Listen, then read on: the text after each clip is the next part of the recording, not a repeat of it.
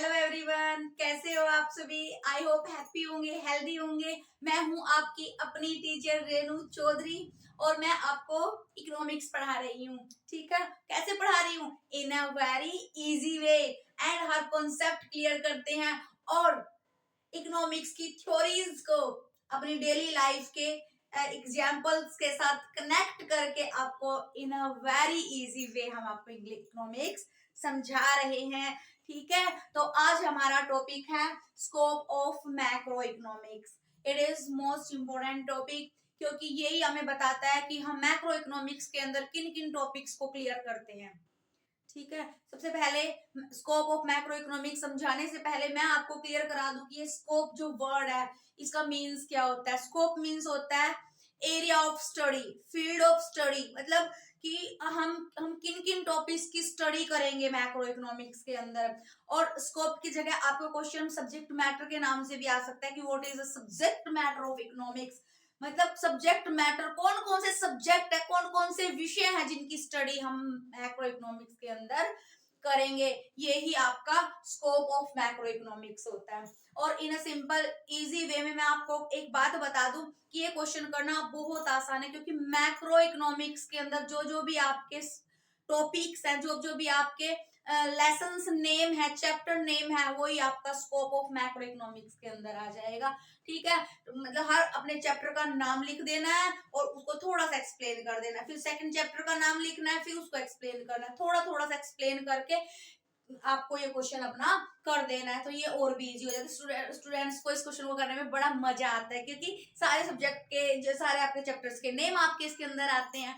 ठीक है, तो मैक्रो इकोनॉमिक्स का तो आपको पता है, फिर भी मैं एक बार छोटा सा इन ब्रीफ में आपको बता देती हूँ कि what is macroeconomics. Macroeconomic study, macroeconomic study economic issues and economic problems at a level of economy as a whole. ये स्टडी नहीं करेगी, ये स्टडी नहीं करती, एक हाउस होल्ड की स्टडी नहीं करेगी, अब फर्म की स्टडी नहीं करेगी, एंड इंडस्ट्री की स्टडी नहीं करेगी। ठीक है, इंडिविजुअल की स्टडी नहीं करेगी, ये स्टडी करेगी इकोनॉमी एज अ होल के लेवल पे। ठीक है, इकोनॉमी एज अ होल के लेवल पे ये एग्रीगेट डिमांड की स्टडी करता है, ये एग्रीगेट सप्लाई की स्टडी करता है, ये एक प्रोडक्ट की प्राइस की स्टडी नहीं करेगा, ये इकोनॉमी में जितनी भी गुड्स एंड सर्विसेज है एवरीथिंग की सब प्राइस की बात करेगा। ठीक है, ये मैक्रो होता है। तो आपको यहाँ तक जो हम टॉपिक कर रहे हैं वो टॉपिक आपको क्लियर हुआ। आगे हम इसके अंदर जो स्टडी करेंगे उसको क्लियर कराएंगे। तो स्कोप ऑफ मैक्रो इकोनॉमिक्स का मीनिंग आपको समझ में आया, क्योंकि जब आपको क्वेश्चन समझ में आएगा ना बेटे कि क्वेश्चन में पूछा क्या गया है, तभी तो आप उसका आंसर दोगे। तो सबसे पहले मैक्रो इकोनॉमिक्स में हम स्टडी करते हैं estimation of national income and it's aggregation, कि हमारी जो नेशनल इनकम है। सबसे पहले आप एक बात जान लीजिए कि मैक्रो इकोनॉमिक्स के अंदर हम एक इंडिविजुअल, एक हाउस होल्ड की इनकम की स्टडी नहीं करेंगे, इसमें हम एग्रीगेट इनकम की स्टडी करेंगे। ठीक है ना, मतलब नेशनल इनकम की स्टडी करेंगे। तो इसमें पहला जो पॉइंट है जिसकी हम स्टडी करते हैं वो हम इसमें नेशनल इनकम का एस्टिमेशन निकालते हैं कि नेशनल इनकम हमारी कैसे निकाली जाती है और उसके एग्रीगेट्स क्या है, मतलब नेशनल इनकम में आपकी किन किन चीजों को लिया जाता है। ठीक है, किन किन चीजों की इनकम से आप नेशनल इनकम को काउंट करते हैं। सबसे पहले हम समझ लेते हैं कि नेशनल इनकम होता क्या है। देखिए, national income is the sum of all factor income earned by normal resident of a country during an accounting year.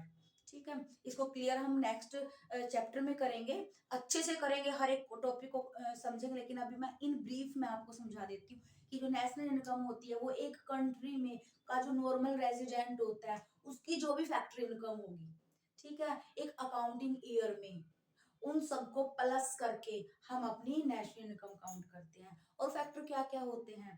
Factor जैसे आपको रेंट, हाउस का रेंट मिलता है, आपको मनी का इंटरेस्ट मिलता है, आपको वेजेस मिलते हैं।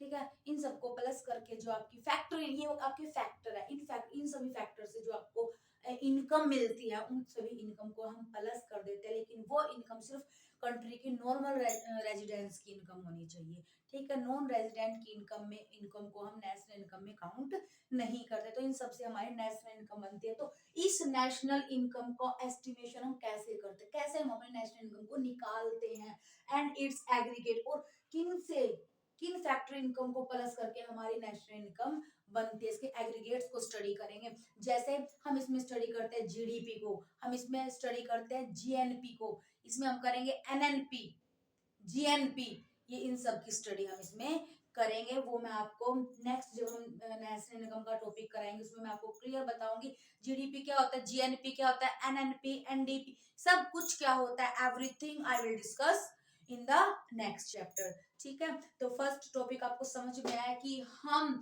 मैक्रो इकोनॉमिक्स के अंदर नेशनल इनकम का एस्टिमेशन करना सीखते हैं। हम इसमें पता लगाते हैं कि नेशनल इनकम के एग्रीगेट्स क्या क्या हैं। ठीक है, अब हम करते हैं नेक्स्ट टॉपिक। सेकंड हमारा आता है theory of employment. Macro economics के स्कोप में जो मेन टॉपिक है वो आता है हमारा थ्योरी ऑफ एम्प्लॉयमेंट। इसमें हम जितनी भी एम्प्लॉयमेंट की थ्योरीज है वो सारी डिस्कस करते हैं। ठीक है, इसमें मेन थ्योरी आपकी केंजियन की थ्योरी आती है जो हमें बताती है कि अनएम्प्लॉयमेंट के क्योजेज क्या क्या है, what is the causes of unemployment, and ये हमें सजेस्ट करेगी कुछ इम्पोर्टेंट, कुछ पॉसिबल रेमेडीज जिससे हम अनएम्प्लॉयमेंट को कॉम्बैट कर सके, जिससे हमारे देश में जो ये अनएम्प्लॉयमेंट की प्रॉब्लम है ना, ठीक है, उसको हम सोल्व कर सके। ठीक है, तो केंजियन थ्योरी हमें क्या बताती है, केंजियन थ्योरी हमें क्योजेज ऑफ अनएम्प्लॉयमेंट बताएगी कि अनएम्प्लॉयमेंट किस वजह से हमारी कंट्री में, उसके क्या क्या रीजन है जिससे हमारे देश में बेरोजगारी की समस्या है, और कैसे हम उन्हें कॉम्बैट कर सकते हैं, कैसे हम इन्हें शॉर्ट आउट कर सकते हैं पॉसिबल रेमेडीज के थ्रू।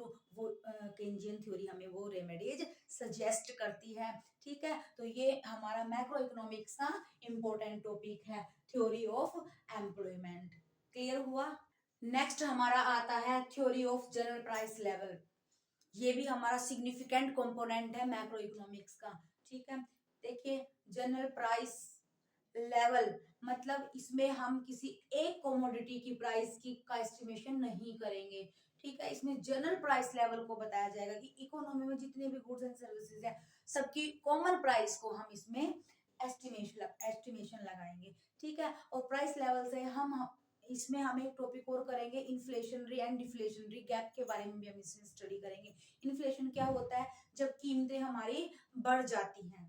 ठीक है, कीमतें मतलब जनरल प्राइस लेवल की हम बात करेंगे तो इन्फ्लेशन और डिफ्लेशनरी की तो बात हमें इसमें करनी ही पड़ेगी, क्योंकि जब हमारी इकोनॉमी में इन्फ्लेशन ज्यादा हो जाता है, कीमतें ज्यादा बढ़ जाती है, तब भी हमारी इकोनॉमी जो है वो इनबैलेंस हो जाती है, और जब कीमतें बहुत ज्यादा डाउन हो जाती है तब भी हमारी इकोनॉमी इनबैलेंस हो जाती है। तो हम इसमें इन्फ्लेशनरी और डिफ्लेशनरी गैप के बारे में स्टडी करेंगे। तो एक बात आप हमेशा याद रखना कि हम इसमें इंडिविजुअल कमोडिटी की प्राइस के बारे में नहीं बात करेंगे। इंडिविजुअल तो हमें कुछ भी बात करनी ही नहीं है। ठीक है, हमें तो सिर्फ हमें एग्रीगेट डिमांड, एग्रीगेट सप्लाई, मतलब इकोनॉमी में हर चीज की स्टडी करनी है। ठीक है, समझ आया? आगे देखिए, नेक्स्ट इंपॉर्टेंट कंपोनेंट आता है जो मैक्रो इकोनॉमिक्स में इंपॉर्टेंट रोल प्ले करता है, वो आता है role of government and government budget, की हमारी गवर्नमेंट हमारी इकोनॉमी में क्या रोल प्ले करती है। ठीक है, जितनी भी हमारी इकोनॉमी में एक्टिविटी होती है उन सभी एक्टिविटी पे गवर्नमेंट बजट का क्या इम्पैक्ट पड़ता है। ठीक है, कैसे गवर्नमेंट हमारी इकोनॉमी को रेगुलेट करने में अपना एक इम्पोर्टेंट रोल प्ले करती है। Everything we will study about government budget in macroeconomics, so we can say that it is important topic, it is significant topic in macroeconomics। वही मैंने बताया था ना आपको कि मैक्रो इकोनॉमिक्स जितनी भी हमारी इकोनॉमिक्स से रिलेटेड प्रॉब्लम्स है, इकोनॉमिक्स से रिलेटेड इश्यूज है, सबको शॉर्ट आउट करने की कोशिश करेगी। तो नेक्स्ट पॉइंट देखिए, तो नेक्स्ट हमारा इंपॉर्टेंट कॉन्सेप्ट आता है मैक्रो इकोनॉमिक्स के स्कोप के अंदर, जिसको स्टडी करना इकोनॉमिक्स के स्टूडेंट के लिए बहुत जरूरी है। ठीक है, वो होता है एक्सचेंज रेट। एक्सचेंज रेट की स्टडी हम मैक्रो इकोनॉमिक्स के अंदर करते हैं। It is the most important topic in macro economics.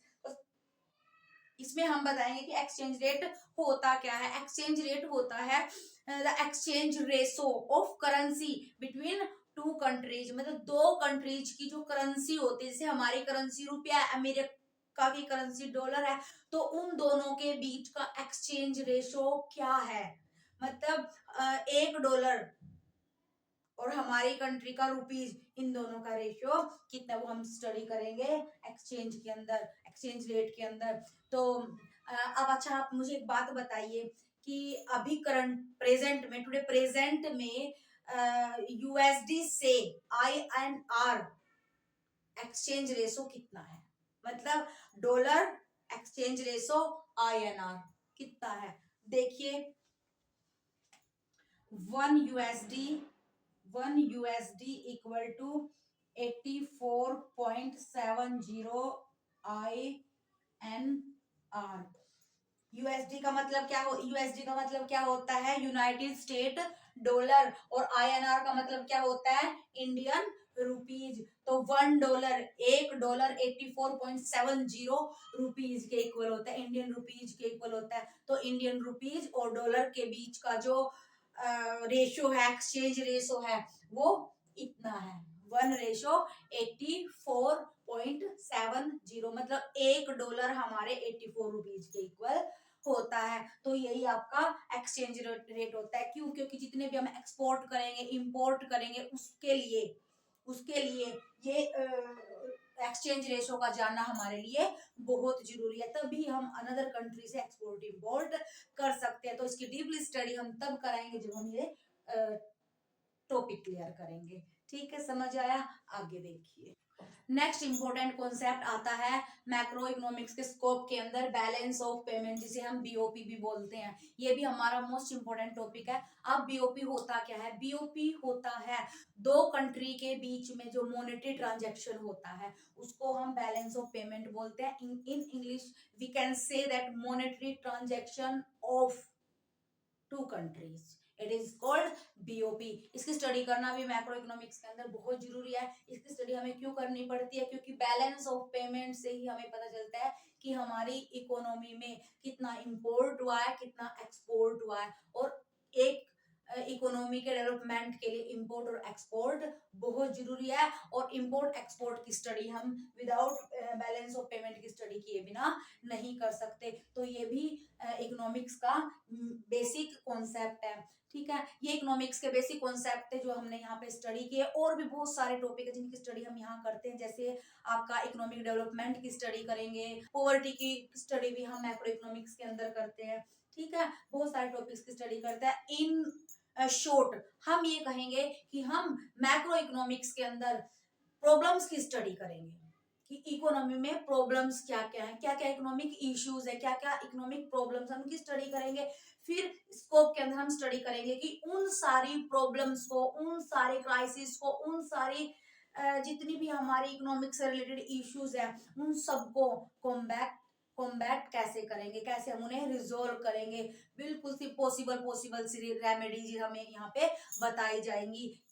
किस चीज की रेमेडीज होंगी? जो हमारे इकोनॉमिक इश्यूज है, जो हमारे इकोनॉमिक्स प्रॉब्लम्स है, उन सबको रिजोल्व करने की, उन सबको रिड्यूस करने की हमें रेमेडीज बताई जाएंगी। तो इकोनॉमिक्स की प्रॉब्लम्स की स्टडी करना भी मैक्रो इकोनॉमिक्स के अंदर आता है, और उन इकोनॉमिक्स को कैसे रिजोल्व करना, उनकी स्टडी करना भी हमारा मैक्रो इकोनॉमिक्स के स्कोप के अंदर आता है। तो इन शॉर्ट हम कह सकते हैं कि the scope of macro economics is so wide. ठीक है, इसकी स्टडी करना हमारे लिए बहुत जरूरी है। आई होप आपको आज का ये टॉपिक समझ में आया होगा, क्लियर हुआ होगा। आज मैंने आपको इन ब्रीफ ये सब कुछ बताया है, और फिर मैं चैप्टर वाइज आपको अच्छे से एक्सप्लेन ये टॉपिक करूंगी और आपको अच्छे से समझ में आएगा। तो अगर आपका कोई भी डाउट हो तो बेटे प्लीज मुझे कमेंट बॉक्स में कमेंट करना, मैं आपकी हेल्प जरूर करूंगी। ठीक है, मैं पूरी 100% कोशिश करूंगी कि मैं आपकी इकोनॉमिक से रिलेटेड जितनी भी प्रॉब्लम है सबको शॉर्ट आउट कर दूं। तो thank you so much for watching my video.